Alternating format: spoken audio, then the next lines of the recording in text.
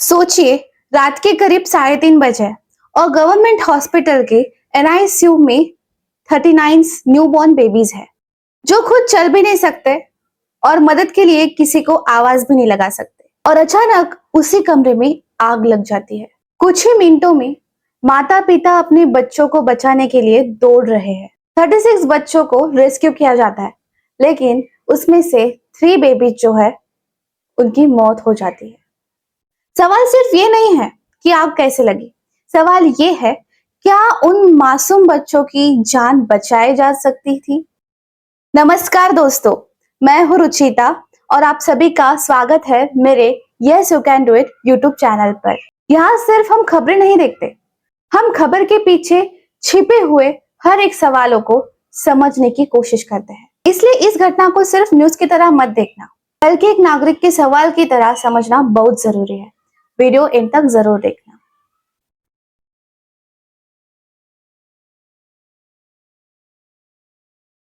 चौबीस अगस्त की सुबह करीब 3:30 बजे अमरावती के डिस्ट्रिक्ट गवर्नमेंट डफरिन हॉस्पिटल की नई बिल्डिंग में नियोनेटल केयर यूनिट में एनआईसीयू में आग लग जाती है। उस समय वहां करीब 39 न्यूबॉर्न बेबीज थे। रिपोर्ट के मुताबिक आग वेंटिलेटर इक्विपमेंट से शुरू होने की खबर आई है। हॉस्पिटल स्टाफ ने तुरंत ही बच्चों को रेस्क्यू करना शुरू किया। 36 बच्चों को रेस्क्यू किया, लेकिन 3 मासूमों की जान नहीं बचाई जा सकी। अब कहानी सिर्फ यहाँ खत्म नहीं होती, क्योंकि घटना के बाद परिवारों ने हॉस्पिटल के फायर सेफ्टी व्यवस्था को लेकर गंभीर आरोप किए हैं। कुछ परिवारों ने आरोप किया कि फायर अलार्म्स नहीं बजे और स्प्रिंकलर्स भी शुरू नहीं हुआ। लेकिन ध्यान रखें, ये अभी परिवारों के आरोप है, इन्वेस्टिगेशन का फाइनल कंक्लूजन नहीं है।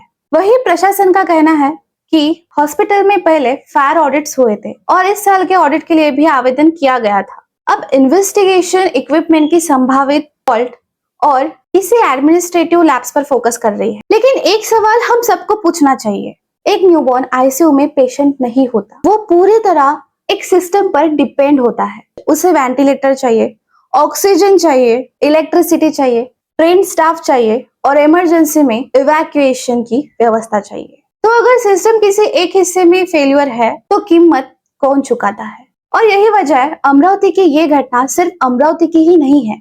आज सवाल हर गवर्नमेंट हॉस्पिटल से है, क्या फायर अलार्म रेगुलरली चेक किया जाता है? क्या स्प्रिंकलर्स एक्चुअली वर्क करते हैं? क्या मेडिकल इक्विपमेंट की प्रिवेंटिव मेंटेनेंस होती है? क्या स्टाफ को इमरजेंसी इवैक्यूएशन की ट्रेनिंग दी गई है? और सबसे इम्पोर्टेंट, क्या हमारे हॉस्पिटल में सेफ्टी को ट्रीटमेंट जितनी प्रायोरिटी मिलती है? इस घटना के बाद महाराष्ट्र गवर्नमेंट ने हाई लेवल इंक्वायरी के आदेश दिए हैं।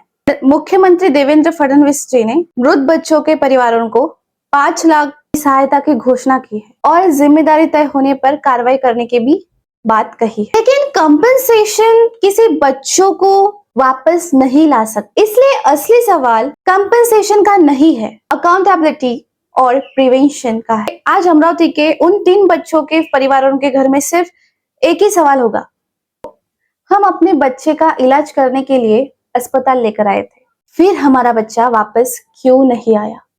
हमें किसी को बिना जांच दोषी नहीं ठहराना चाहिए, क्योंकि अगर आज सिस्टम की गलती नहीं दिखाई दी तो कल किसी और हॉस्पिटल में किसी और परिवार के साथ यही कहानी दोहराई जा सकती है।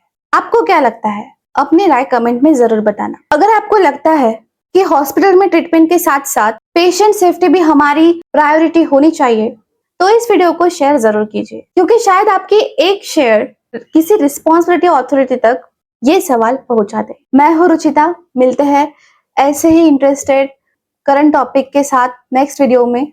तब तक सवाल पूछते रहिए, जागरूक रहिए, क्योंकि एक जागरूक नागरिक ही एक बेहतर समाज बना सकता है।